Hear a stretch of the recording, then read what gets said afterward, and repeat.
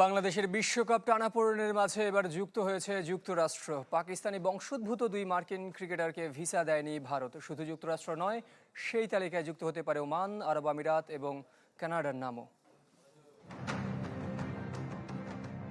Indian visa denied but KFC for win.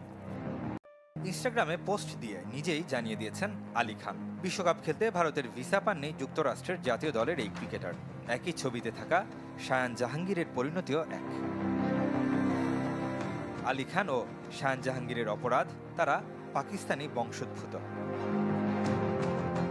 শুধু এ দুজন নয়, যুক্তরাষ্ট্রের বিশ্বকাপ স্কোয়াডের আরও দু মুসলিম ক্রিকেটার এহসান আদিল আর মোহাম্মদ মহসিনের বিশ্বকাপ খেলার সম্ভাবনাও ক্ষীণ ভারতের এমন পররাষ্ট্রনীতিতে।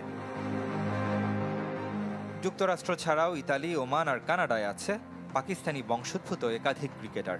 ইতোমধ্যেই দেশগুলোর ক্রিকেট বোর্ড আইসিসির সাথে এ নিয়ে যোগাযোগ করেছে, নিশ্চিত করেছে পাকিস্তানি সংবাদ মাধ্যম জিও সুপার। কিন্তু এখনও আন্তর্জাতিক ক্রিকেট কাউন্সিল থেকে কোনো সাড়া মেলেনি। এমন অবস্থায় চার দেশের ক্রিকেট বোর্ড বাংলাদেশের মতো হার্ড লাইনে যেতে পারে বলেও সম্ভাবনা দেখছে পাকিস্তানি গণমাধ্যমগুলো। 2026 টি-20 বিশ্বকাপ শুরু হবার আগে বড়সড় দুঃসংবাদ পেল যুক্তরাষ্ট্র ক্রিকেট দল। আসন্ন এই মেগা ইভেন্টের জন্য পাকিস্তান বংশোদ্ভূত মার্কিন পেসার আলী খানকে ভিসা দিতে অস্বীকার করেছে ভারত সরকার। পাকিস্তানের পাঞ্জাবে জন্ম নেওয়া 35 বছর বয়সী এই ফাস্ট বোলার নিজেই মঙ্গলবার সামাজিক যোগাযোগ মাধ্যমে বিষয়টি নিশ্চিত করেছেন। নিজের ছবি সহ ইনস্টাগ্রাম স্টোরিতে তিনি ক্যাপশন দেন, ভারতের ভিসা প্রত্যাখ্যান করা হয়েছে, তবে কেএফসিতেই জয়। যদিও এই সিদ্ধান্তের পেছনে নির্দিষ্ট কোনো কারণ এখন আনুষ্ঠানিকভাবে জানানো হয়নি। যুক্তরাষ্ট্রের হয়ে আলী খান এ পর্যন্ত 15টি ওয়ানডে এবং 18টি টি-20 ম্যাচ খেলেছেন।